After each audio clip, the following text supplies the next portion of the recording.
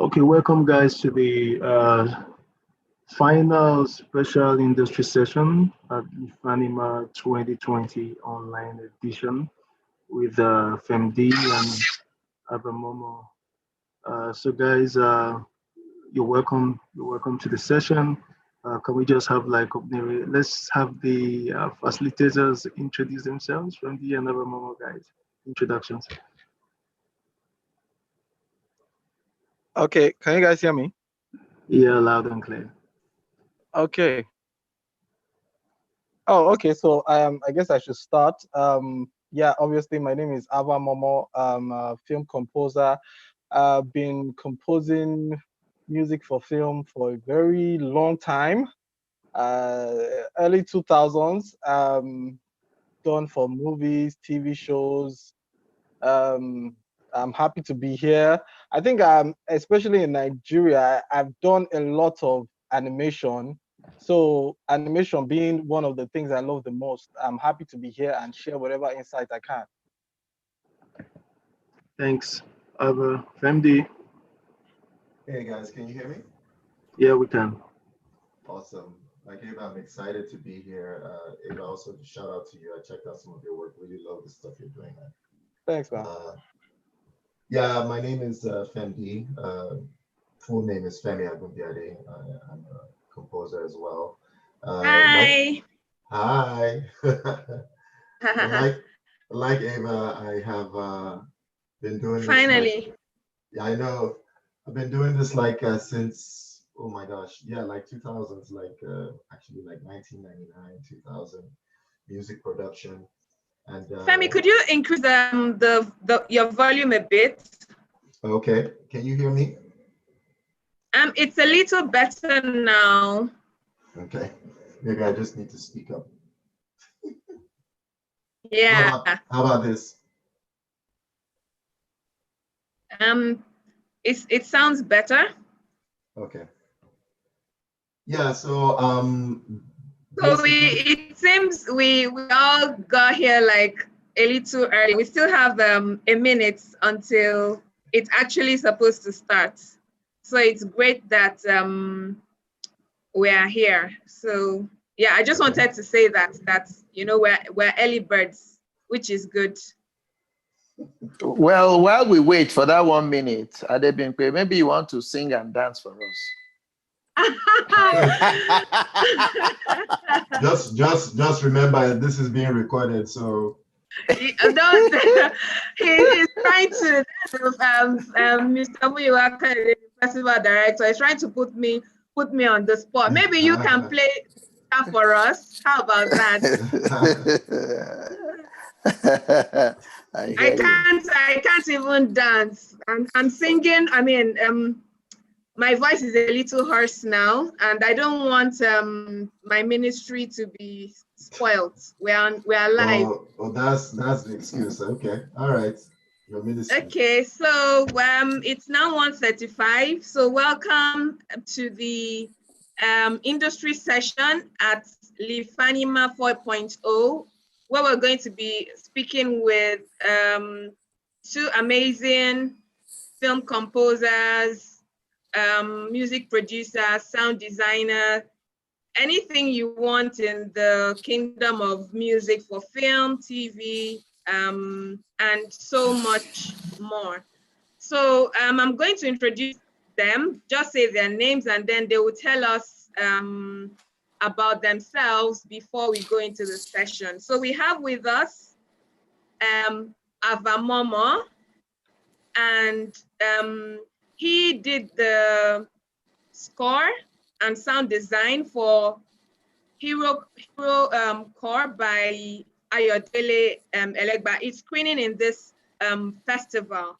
And we have FMD,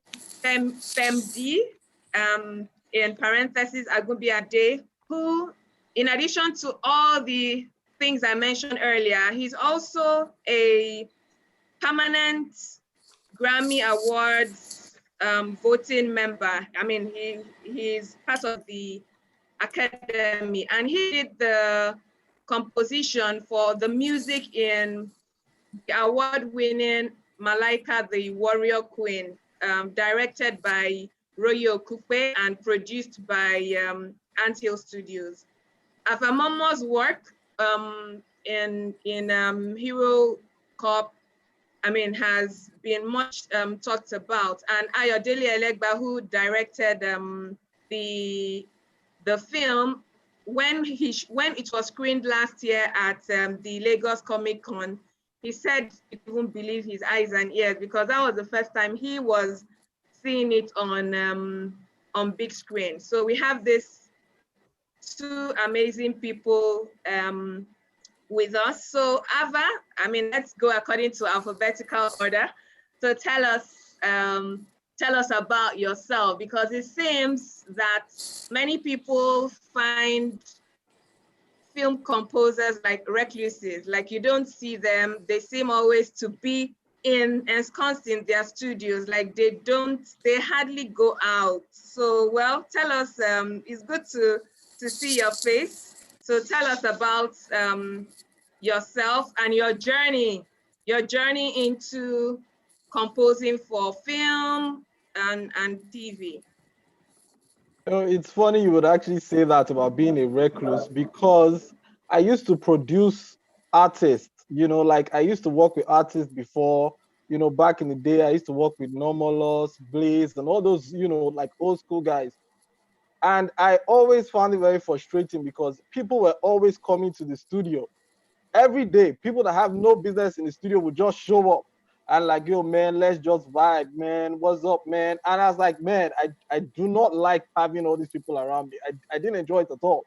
Which is one of the reasons why I actually made that like dive from producing music like for artists to film scoring. I always had the love for it. It's something I always I wanted to do it, but people used to tell me that, hey man, I'm like, your tracks kind of sound like film scores, because the way songs are, you just have like a particular beat or a pattern that goes for like 5 seconds, and then you just loop it over and over up until the end of the track. Maybe there's a bridge, but I always wanted to, do different things, make the track do this, make the track do that. But people were like, man, guy, chill now. It's not film, you're scoring. So I was like, well, maybe if everyone is telling me, yo, man, your tracks sound like film, maybe I should actually try and, see how I could do that. You know what they say, the voice of the people is the voice of God. You know now. So this was like mid 2000, early 2000s, like 2004. I went to Surulere. Then that was like the hub where all the movie guys were.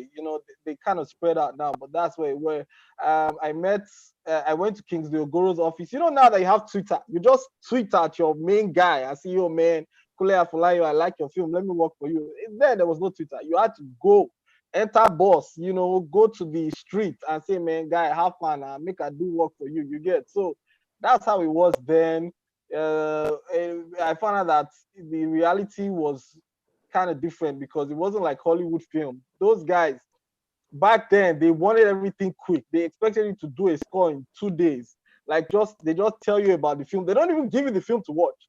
They just tell you about the film. You just go create a bunch of tracks, put it on a CD and give them, and job done. That was it. That was what you were supposed to do. And I did that, I'm not gonna lie. All the Chinedu, don't beat your wife, I contributed to it. Okay, but I needed to get my foot in the door, So eventually I was like, I actually want to start scoring the way it's supposed to be scored, because I wasn't enjoying it anymore. And one of the reasons why I even stopped producing artists was because I didn't want to have to work with artists every time I did a score. Because early 2000s, they were like, hey man, if you are doing my score, then you have to do a song. And artists they just had wahala sometimes. So I was like, let me just do the film score the way it's supposed to be done. And luckily I found people that shared the same ideas that I had, and they were like, okay, yes, I would like to give you my film. I would like you to score it scene by scene. I would like us to have a sporting session. And that's where it just grew from there, basically, in summary. That's the journey. Okay, can we quickly, let's just share the screen and take a look at one of Ava's score.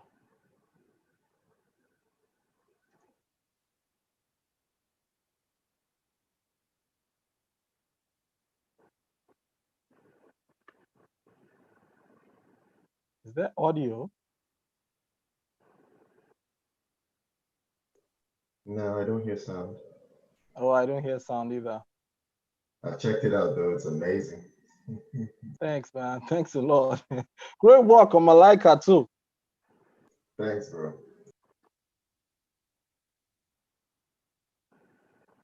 Although, are people going to be able to hear sound when they watch this?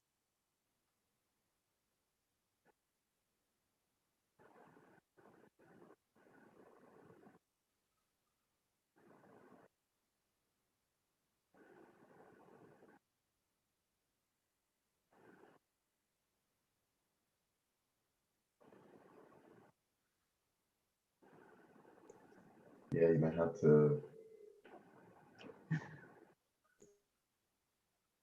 Hallelujah. Okay, so that made in Nigeria part was my favorite part actually. Yeah, that thing went viral.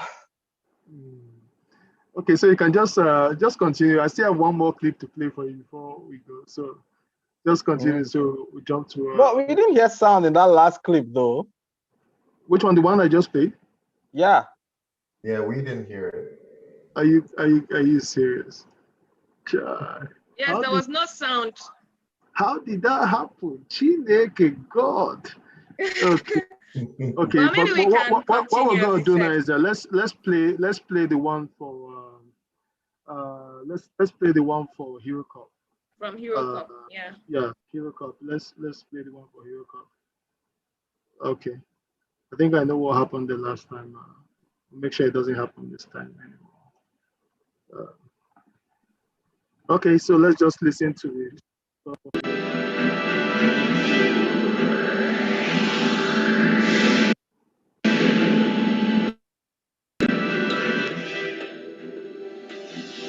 My queen. We finally have coordinates to the whereabouts of the Shalesha orb. Apparently the blue-clad nuisance had hidden it in the realm of the third dimension on a planet called Earth. Our scouts sent in the report just before they destroyed their ship. Very well, General. Retrieve the orb. Nothing must stand between us this time. With the Shalasha orb, the Zuwena Empire will finally be able to fight against our enemies and redeem our pride. I fight for the Empire, my queen. I conquer in the name of Queen Itona. My army are ready to fight to the death. And all coordinates are set for Earth, Your Highness. We await only your command. Then go, Magina. Bring the orb to me. Bring honor back to Zuwena. I will not fail you, my queen. I will bring honor and pride to Zuwena. All these years, conquering from galaxy to galaxy, reaching for the most powerful energy in the entire universe. And now, it is within my reach. It is time to reclaim what is rightfully mine.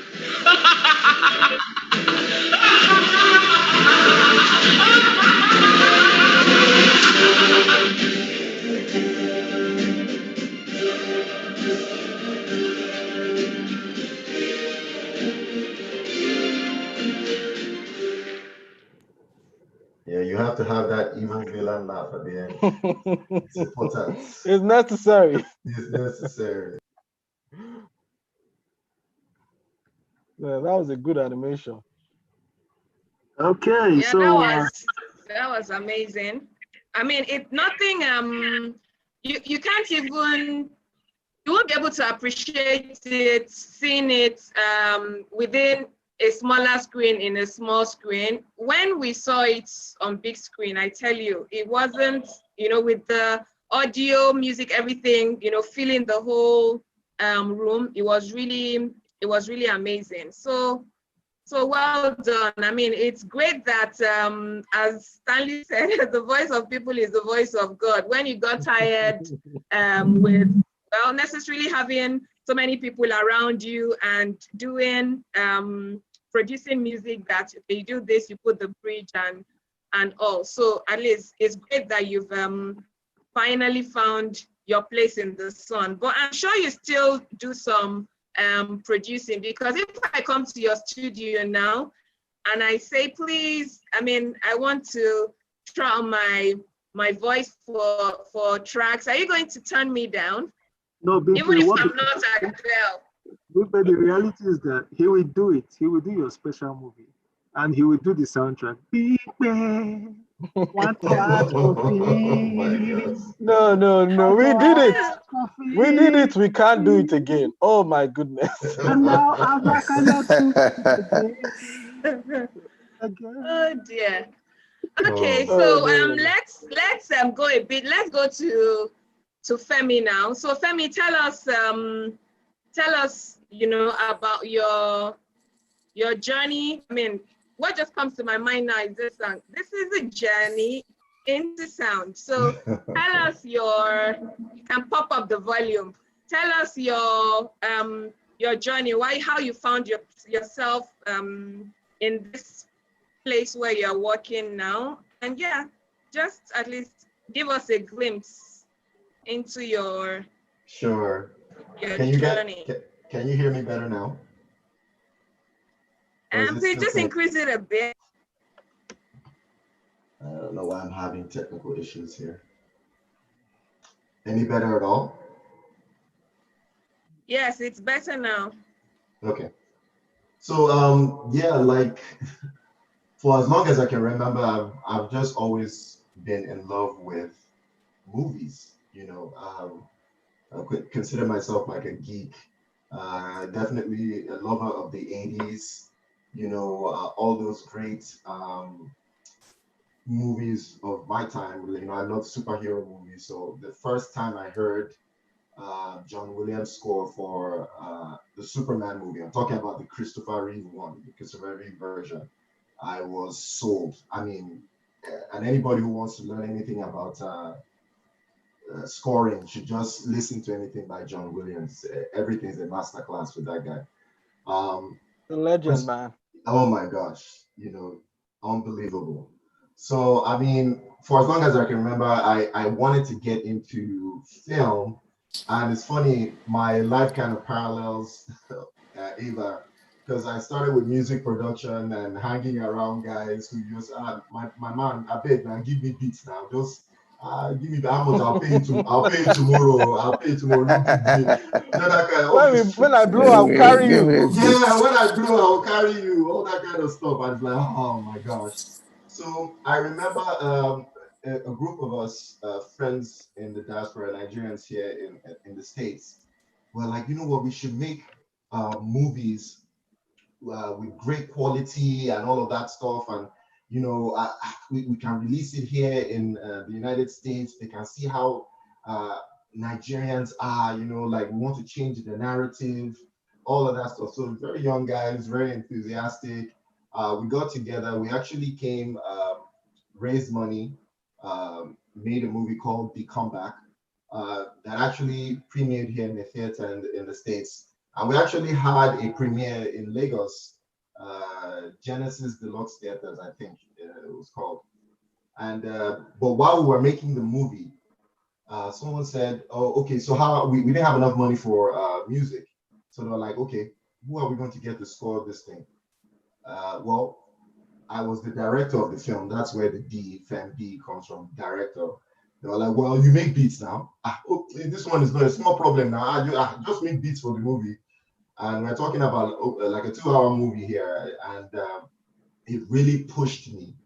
But then as I got into it, that's when I started, my passion for all those scores that I've heard all my life, you know, all those things started to surface. And I was like, oh, wow, I think I really enjoy doing this. And that's how it kicked off for me. I started with that particular movie. And in fact, a lot of people started noticing that And I used that. You mentioned the whole thing about the Grammy Recording Academy. I used that to apply for the Recording Academy to say, hey, look, I've released albums as an artist. I also released this album, which was the soundtrack to this movie. And that's how I got into the Recording Academy. And from there, I started building relationships. The funny thing, or a lot of things people don't know about, is Roy Okupe was actually one of those friends who got together to actually make that film. So talk about building a relationship and not knowing how that will turn down the road. Actually, now when Roy made Malika and other animation for his company, Unique Studios, he had me in mind because he remembered the work I did on the movie we did together. And that's how I built relationships with him, and the rest they say is history. Okay, can we just let's just say a bit of Ava's work, Femdi's work. I found something on the internet, and I think it's beautiful.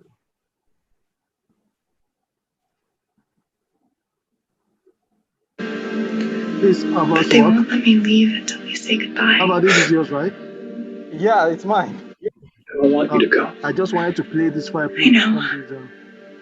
because I think it's really touching. But our time here is over. There are shores where lovers meet. It's eternal. That's where I'll be. And we can have a life there that we never had here. I love you, Jane. And I love you. Amazing. Okay, so that's Ava's work. That's what the hell it is. Okay, so next thing now, I'm gonna share Femdi's work. Just give me a second to pull that up.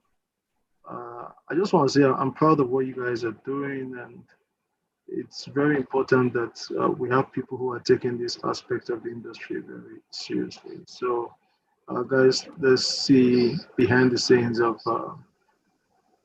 Malika. And I scored all the music for Malika Warrior Queen.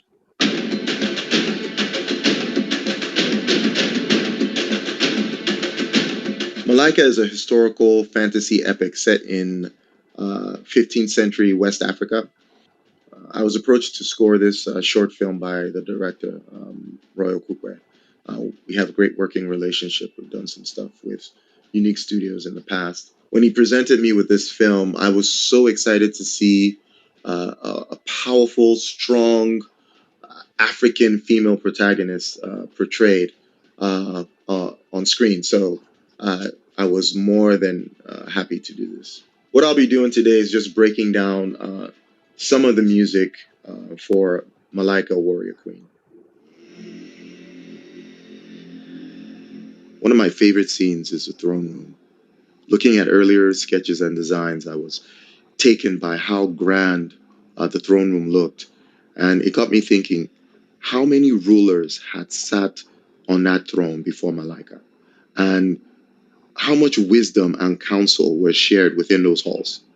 I immediately started thinking about the voices of the elders, that type of thing.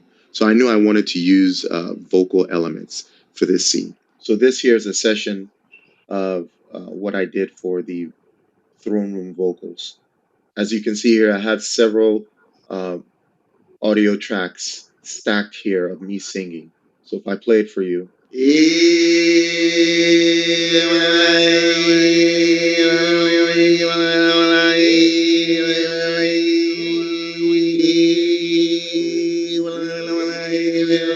And yeah, it sounds kind of crazy right now. But if I add some reverb,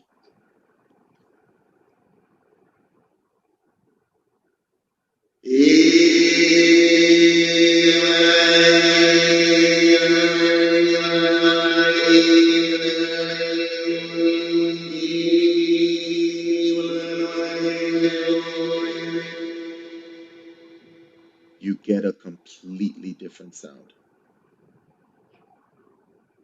And then what I did was I actually also took these vocals and pitched them down a whole octave. And it sounds like this.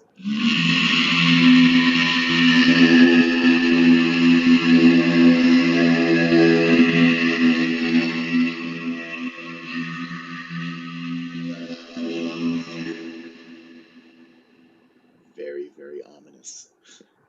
So if I play them all together, it sounds like this.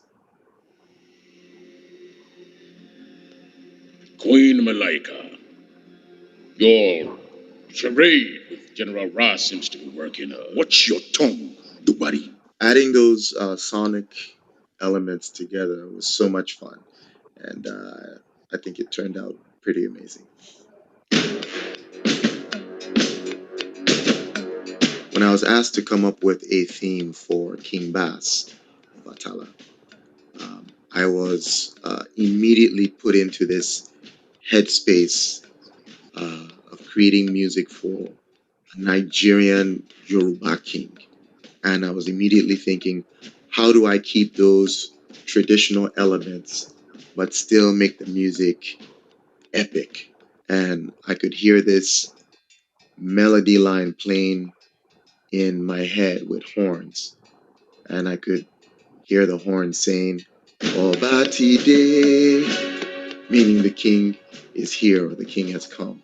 So I thought, perfect, I'll use the African Yoruba rhythm, but then use these majestic and triumphant horns like they were announcing the king.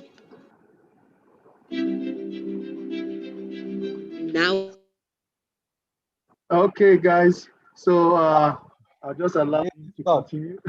That was really, it's just beautiful to be able to go behind the scene and see how the job is done. Yeah, so I when I saw the I mean, of course, who didn't like Malika?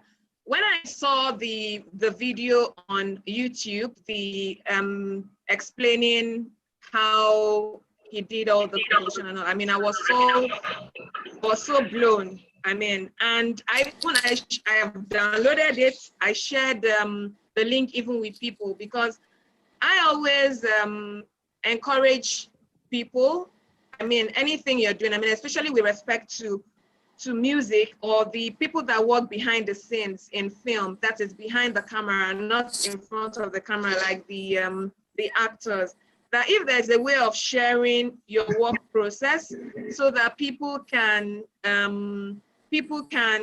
really have a better understanding, see the amount of work that goes in. So it's it's a kind of education, and it gives people the opportunity to actually think, okay, maybe I could actually toe this line or work in this profession, because in film, everyone can be an actor, can be the director, and scores, music, it's very powerful. Of course, there are many things that are powerful in film, cinematography, lighting and all, but a film without music or without sound, I don't know how that is going to be. And many of us, I mean, even as adults and growing up, soundtracks from films stay with us, and especially animation. I'm sure many of us, if we're asleep and you wake us up, we can sing all the songs in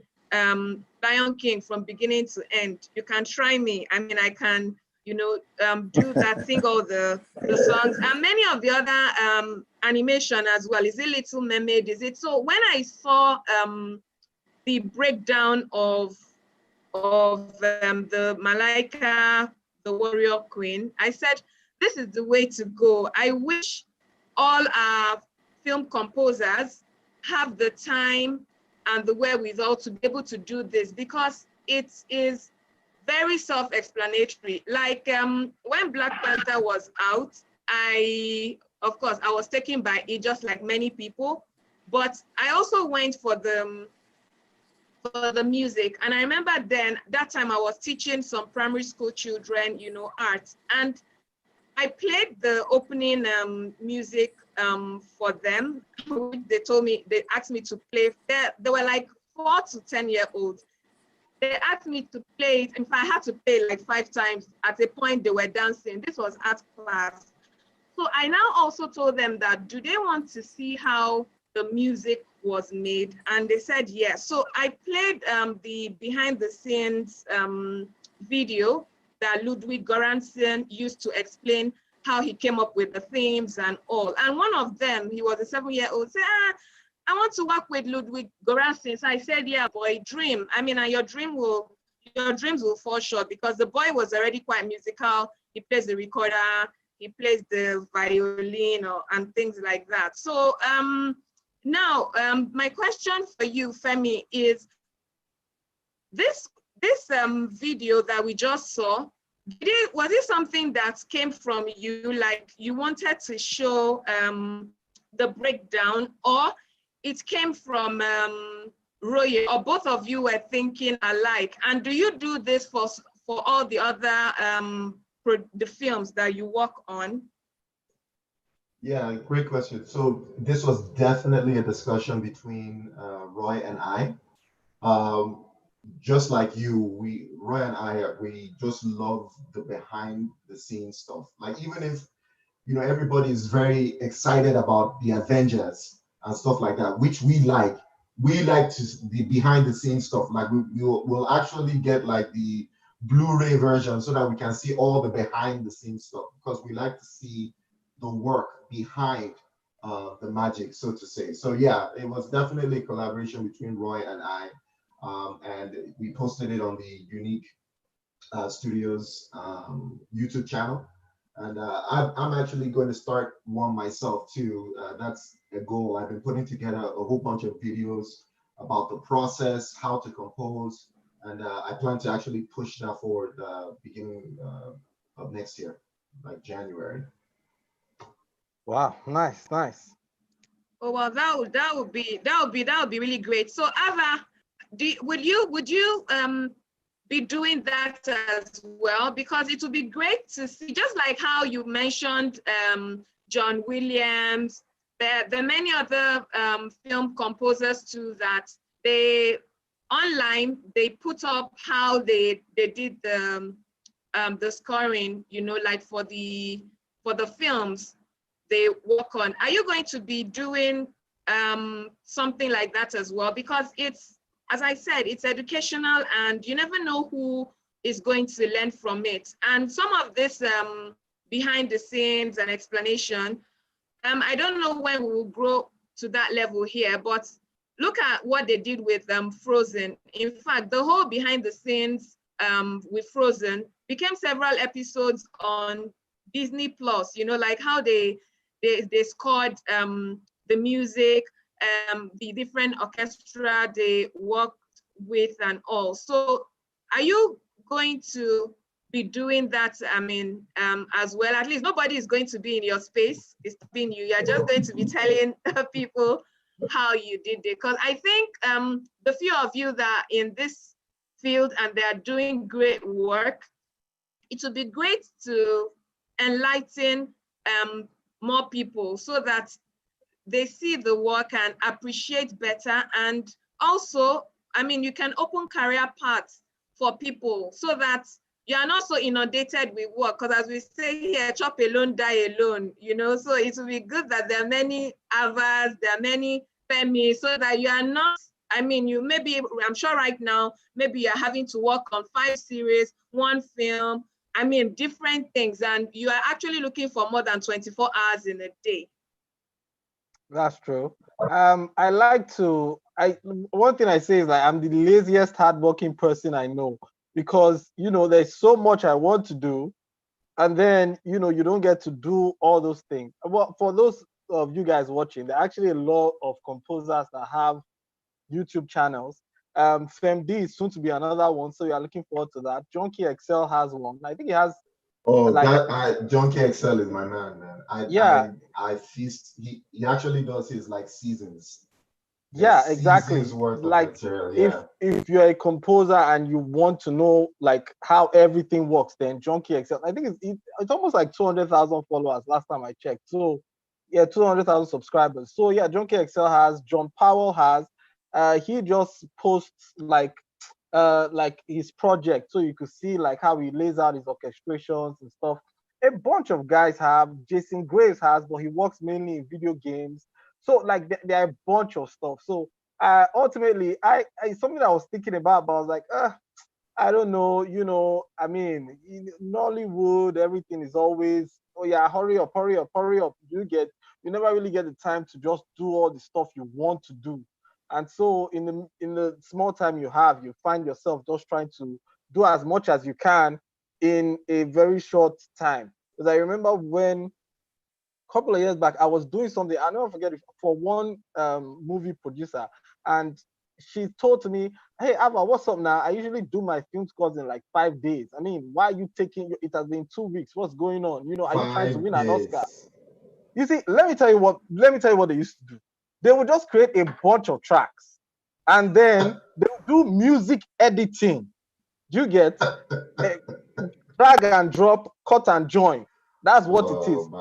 And I was like, okay, I'm trying to actually compose. But they were like, are you trying to win an Oscar? I beg, you don't have time for this. Just give me the film. Do you get the mentality has changed since then. Do you get it? It's changed. It's still like that in a lot of places, but it's still changing too. So, for me, it's just I want to actually be able to help. But I think that's when I probably hire a couple of assistants to help me, and then I can have the time to really stretch myself out. And even then, that's another thing entirely. Sometimes some people are interested, but they're only interested in the money. Sometimes they're interested, but they don't have the drive. Scoring, I tell people, a lot of people think it's like making beats.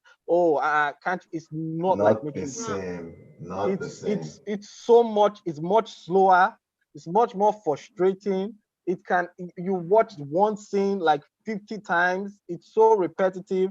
I like if I score a film, but when I'm done with that film, I can probably recite the whole thing word for word. Do you get that? It's not fun at all. So people don't have the patience, because a lot of times nobody just gets up and says, oh, I want to score movies. A lot of us didn't know it was possible. So it's always people coming from producing music for artists. So when you make a beat in 30 minutes and you spend a whole day writing 2 minutes of orchestral music, you will know that this is not beans. Do you get? So people don't have the patience for that. Do you get? So yes, but I think since they come to you and you're a great professional and you know your onions, you have to start making people know the amount of work needed. Because if, for example, you tell people that, okay, this thing you're bringing, I cannot do it I can only do it in months. So if you're telling me you want me to do it in 2 weeks, I'm not going to give my best, and I'd rather not, because I think the way for people to start learning is a bit through I won't even call it the hard way, for people to actually know the process, like how long it takes or it will take to do something, not fire brigade, like last minute. And as you've said, things have improved, but they can still keep getting better. And I feel it also lies on you, because you are calling the shots. If they didn't see what you can do, they will not come to you. And from the film that Stanley played is even an international film. So it's not that if they don't bring you jobs, you're not going to survive. So really, because if you want your name, since you're going to put your name on something, you would want to go the long haul of the forever haul. And I think that, I know how it is, but I think little by little, even if it means getting somebody, I know, of course, many of you don't like people, like in your space when you are working. I know how it is. I'm an artist. At times when I'm painting, I don't want anybody, like around me. But if you're going to if you're going to if you're going to explain about a particular thing you're doing, well, you have to allow people invade your space. So, I mean, maybe somebody handling the camera, like will be on you and all. Of course, it's not going to be throughout maybe the whole process or all the time. But I think that you need to let people know what it takes, so that you're not I think most people breaking know. yourself. Like I let people know. Most people even know what it takes. Like there's this movie I'm working on for a writer, Xavier. It's called Legend of the Sin Eater, and I've basically been working on that movie. I worked on that movie for basically like 6 months, because the guy was like, you know what, just do all the stuff you need to do. And situations like that are great. Do you get? And now on the flip side, I worked on another movie where I did some music, but they were like, okay, we're going to do some reshoots. Hold on. And then they pop up out of the blue and say, man, these reshoots took up so much time. We don't know what we're going to do. EP is on my neck. Investors are on my neck. I'm about to die. I just need music, any music you can. So it was a mad scramble to get things done in a very short period of time, ridiculously short, because sometimes things that are out of the control of the director or the producer, they just happen. And then you as the post-production person, post-production always gets the short end of the stick. And you have to just go along with it, because fix it in post. Yeah, exactly. But like a composer, John Persano, said, it's like, it doesn't matter how good a cue is or how good your score is. If it's 1 day late, there's no point. So at the end of the day, when situations like that happen, you have to deliver, which is the most important thing. You just have to deliver. So I had to deliver. I wasn't entirely happy with it, but it's something I just had to do because of the circumstances. I can't say, hey man, go back and tell your investor that they can put you in prison. I don't care, but I won't compromise. I need my 3 months. You get? You can't say that. Yeah, can I? Okay. No, go ahead. Okay. Yeah, I think at the end of the day, it's very important that we make people understand the process and the amount of time it takes to do things. And I think, again, in the film industry, because that's where I operate, it is important that when people come to you to say, I want to do this, the first thing that you should put in their faces is how long it's going to take. Like personally, if someone comes to me and says, I want to do this, which is why you see most times you end up seeing only films that I produced. It's not as if people don't come to me to say, oh, I want you to come and produce or direct this film for me. But when I tell them, oh, this is my process, I need at least 5-6 months of pre-production. I need to storyboard the whole movie. I need to do this, I need to do that. They don't understand. They see the end result, but they don't know. Once they start something like, that's not going to happen, I tell them straight up, guy, this is a good time for us to just stop this discussion. Because I want to imagine that, yeah, look, you have a lot of jobs lined up for you to do.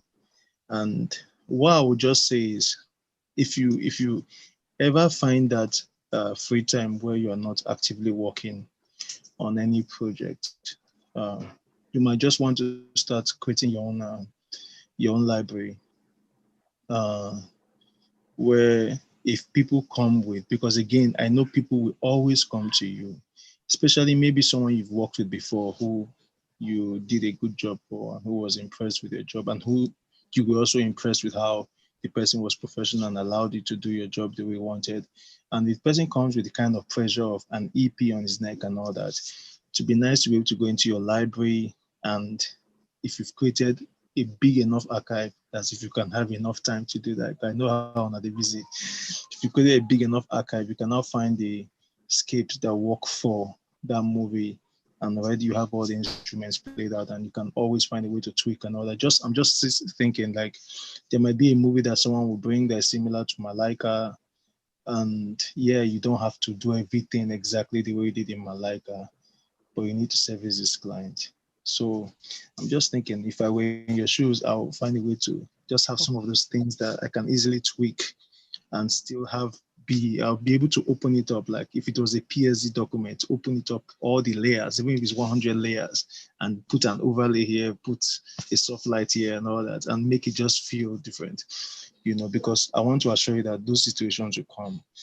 Not necessarily with first time people, but someone you have a good relationship with, who you've worked with before, will come to you one day at the last minute with a difficult situation, and you might be very obliged to help out, because you are the only hope the person has. So you might just want to consider that as well. Yeah, it's a good idea. I used to do that, but I just kind of slipped away from it because I like, especially when you're working on a movie score, you want the score to have a particular sound. You want it to have like themes and leitmotifs that you use and stuff like that. So if you're watching it, like if there's a movie and you're like, man, I'm running out of time, I need music for this end scenes, then you just go to the library and you pull out a couple of things. They might sound different from everything you've been hearing so far. And what I like to do is try to make every project sound different in a way. You get, so at the end of the day, you find out that if you go into your library and you bring something out, you have to tweak it so it fits in with what you already have. So it's not like, oh, okay, this music was good and then it just broke down at the end. People might never even notice. Well, I would notice, and every time it's playing in public, or if it's a situation like this where they are playing it and you have to listen to it, it will not pain your body. You'll be like, People don't know that part of being a composer. It's like, there's also this, we always have bouts of imposter syndrome. Exactly. Right? Thank you. You're working on something and you're working on the project and you're like, you know what, why am I even a composer? I'm not good. I just quit now. It's so frustrating. Like, even listening to the stuff you've done, you're like, dang, I could have done this so much better. I could have done. So you're dealing with that. So you have personal standards that you're trying to attain. So a lot of times they compromise. It's hard to compromise, but again, you're dealing. Yeah, I get what you guys are saying, but again, it is possible, and this is an animation festival. Possible. It is possible. So this is an animation festival. So let me use an animation scenario to depict this. Back in the day, when I started doing animations, and you create a character, and they were like, "Oh, I want to create another character." Once there's any similarity between the first character and the next one, you know what? I'll just rubber band all the polygons that form the hand, and I will duplicate it or clone it, and then I'll go to the phalanges and modify the phalanges to be precise to this new character. But the whole structure of this whole arm, and perhaps if I put some morph targets and that can still work on the other, or some flex modifiers, some things that can still work fine. But again, by the time I'm done with that hand, it will be distinctively different from the other one. It's just that whole process of going through creating a box and extending the box and getting everything, or using a lasso, wherever, it's just so that there's just a base mesh that bears similarity with the next one I want to do, that I can pull from to make the time shorter to deliver. Because like when I started doing animation, it was for TV commercials. Me, the Major Jibola, and the rest of us. And come on, agencies will tell you want to do a 1 minute animation and it's breaking tomorrow on TV. Guy now, you know how I read. So again, just telling you, those are the ways we survived back then. And thinking about music too, of course, I know what you are saying. I totally understand. But again, I'm just saying, always plan for that day where someone you have a very fertile relationship with will come to you with a dead end situation, and you have to help out, and just have that somewhere. That's all I'm saying. Oh yeah, we got folders for that. We have folders where we stash those away. Okay, so I see that at least someone else has joined us. Tosi Amira is a composer, producer, and all. So it's great that at least we have some people here as well. And just to buttress what Stanley said, artists generally,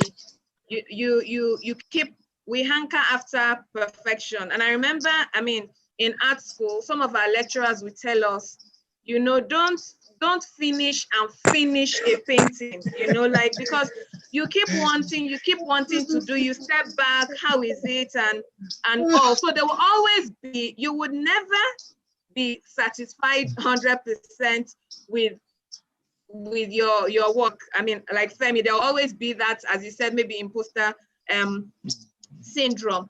But as he said, and of course, Femi, you said you have some scores like that, because when I did my own animation short film, I mean, when I got tired of waiting for sponsorship and all of that, I just did, I mean, I did it the way I could do it. And I mean, I got it out.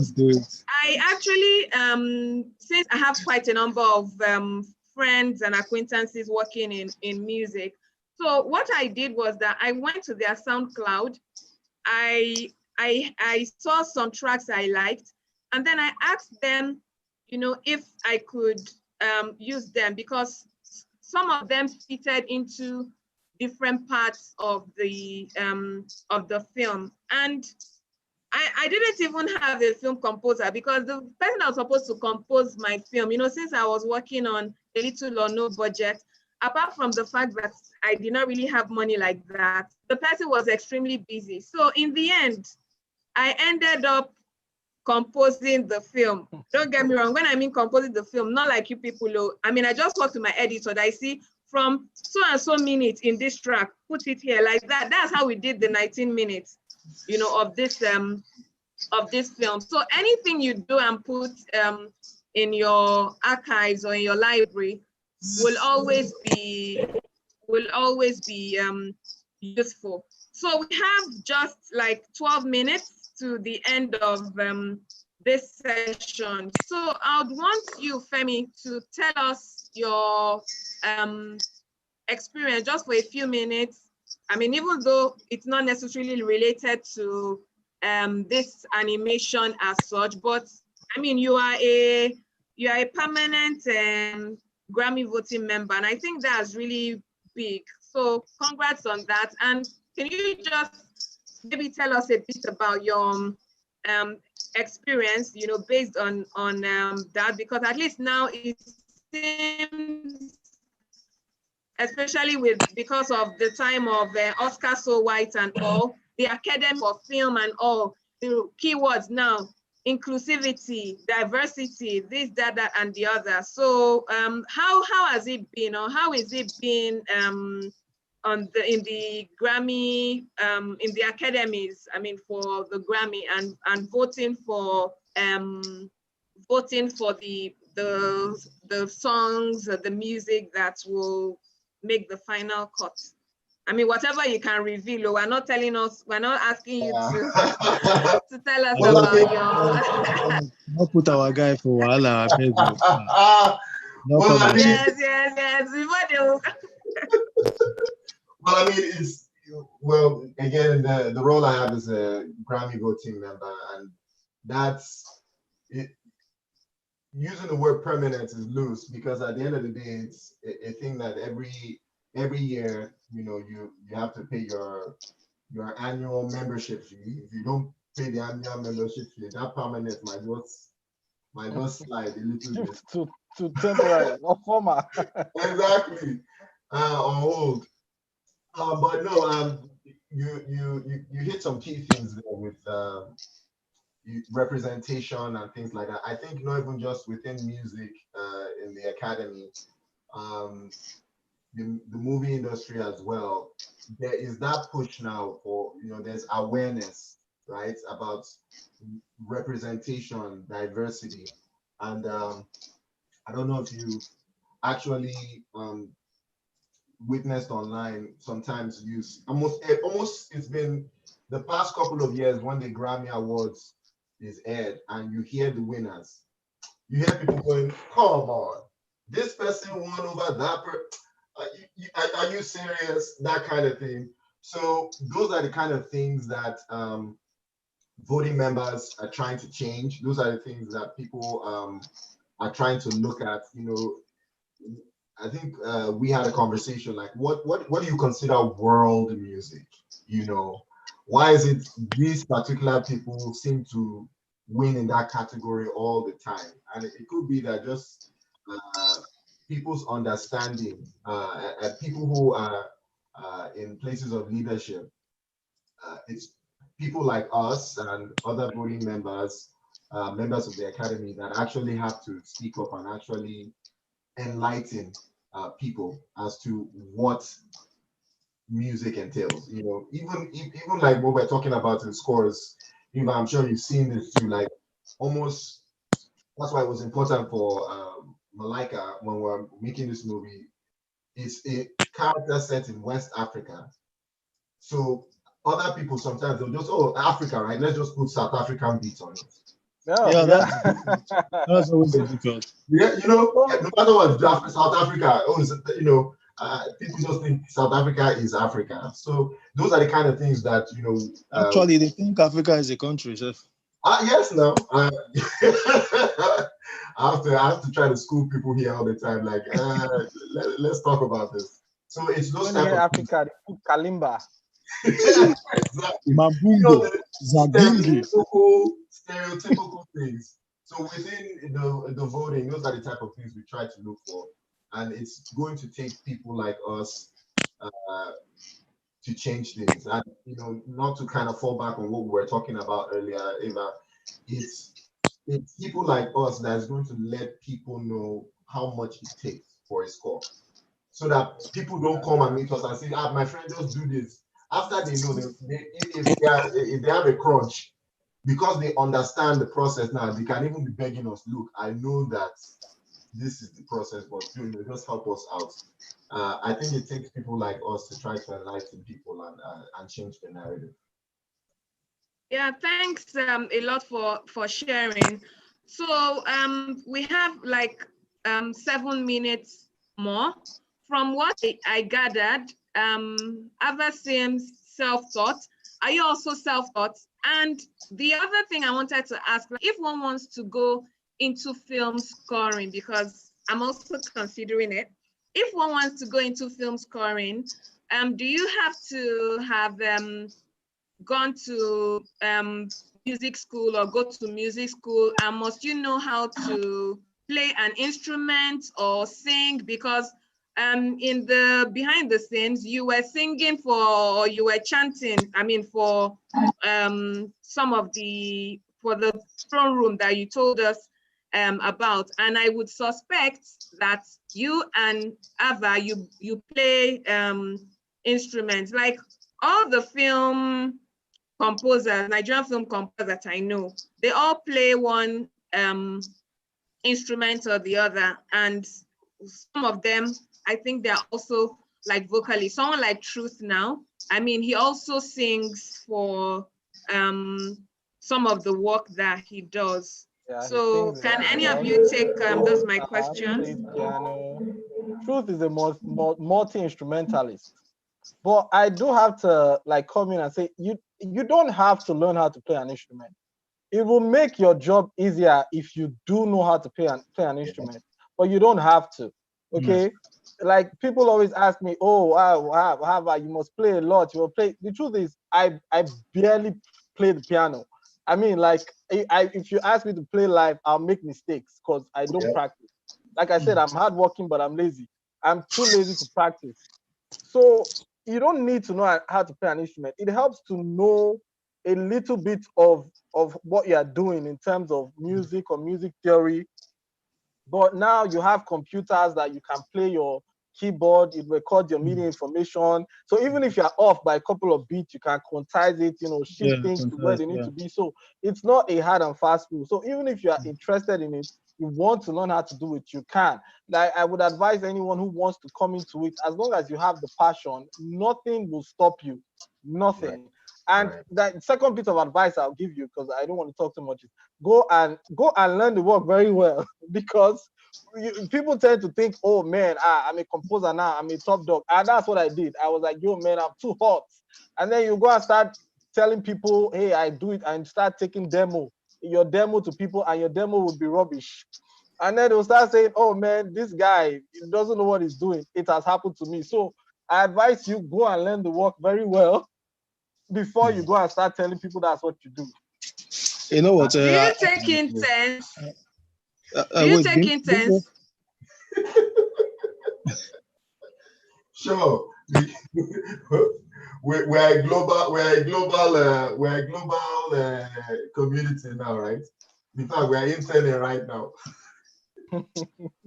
Yeah, that's what this is. That's what you are doing right now. You see, the truth about it is that at the end of the day, I just appreciate the honesty in you with the responses and all that. There are a lot of people who won't admit to anything that makes them look a little less of what they position themselves to be. But the reality is that to be a cinematographer, you don't need to know how to operate the camera.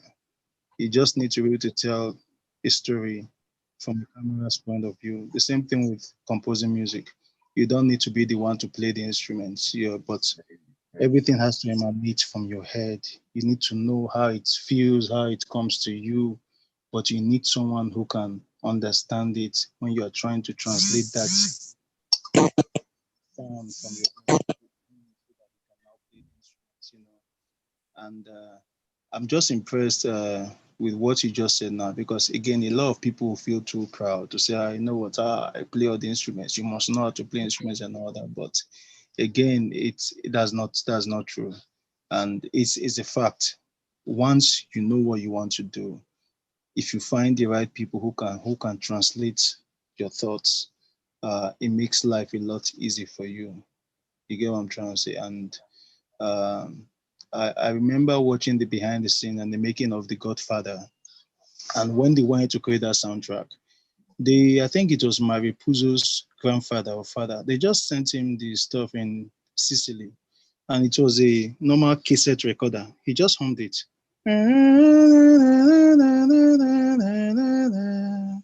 It was that tape they sent back to them in the US. It was from there they composed it. But you see, so they did the instrumentation and the orchestra and everybody came, but it was off the original thought of Mario Puzo's grandfather or father, who just hummed that thing that was happening in his head and recorded it in a cassette and sent back to them. You understand what I'm trying to say? So again, if you don't live and breathe music, you can't be a composer. That's the one thing that you cannot not have to be a composer from my point of view. You have to have an ear, at least an ear. Like Ava too, I don't play an instrument. Like I have basic music theory that I've been learning as I go along. But again, we're in the age now where we have DAWs, digital audio workstations, that we can use MIDI information. There are great VSTs out there, plugins out there like Scala and all these things that can actually you can put your idea in there and it can actually try to summarize everything for you with chords and all of that stuff. So you don't need to have it. It will help, like, because also I think when people think composer, they automatically think John Williams, or that you have to know how to orchestrate the woodwind, the trumpets and the bassoon and all of that. But a composer can be somebody that's very good at electronic music, right? There are different lanes. And that's why I follow someone like John PXL a lot. Of course, he's gotten better over the years in terms of music theory, but he started out as a DJ, playing electronic music, and he's infused all of that into his scores now with Deadpool and Mad Max Fury Road and all of that. That makes him different. So don't feel like, you might be someone that's very good at Afrobeat. Go with that. Figure out how to make yours cinematic, and make it cinema. It's scoring to picture, right? And that's why I don't know if you have that challenge when you are transitioning from beat maker into making scores. That mentality of loop, like that format of you just do the you do the production of the chorus, the busiest parts, and then you just copy and paste and just remove elements. That is not going to work in a movie score. Sometimes there's there are tempo changes, all that kind of stuff. So honestly, find your lane, and be very good at it. If you're not great at the orchestral stuff, fine. Find your lane and just stick with it and be better. There's so many free resources out there to help everyone. Well, thanks so much. We've come to the end of the session. It was wonderful having you. Thanks for your time and for sharing. So I'm sure we'll meet again, and I hope you'll continue with us with the festival, watching the other films, and then you come back again for the Q&A session. So thank you very much, and we'll be seeing and hearing more of your work. But great work on at least the animation you've done that are screening in this festival and all other things that you are doing. So bye. Thank you, guys. Thank you very much. Bye. Thank you.